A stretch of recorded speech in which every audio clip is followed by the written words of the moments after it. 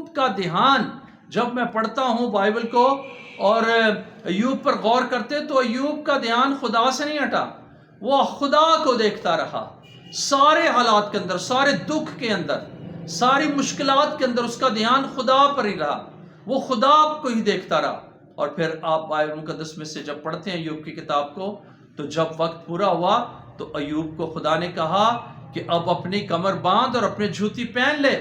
اور میں تجھے اثر کیا ہے نوجوان کروں گا۔ اور پھر خدا نے اس کو اثر نوجوان کیا اور اسی بیوی میں سے اس کو جو ہے 7 بیٹے اور 3 بیٹیاں اور بخشی۔ اور پھر جس طرح پہلے باقاعدہ طور پر ایوب سرفراز تھا اور اس کی ساری زمین میں جو ہے اس کے جیسا اہل مشرق میں کوئی نہیں تھا، تو اسی طرح خدا نے پھر اسے جو ہے وہ برکت بخشی اور انہی نعمتوں برکتوں سے اسے نوازا اور اسے کامیاب کیا۔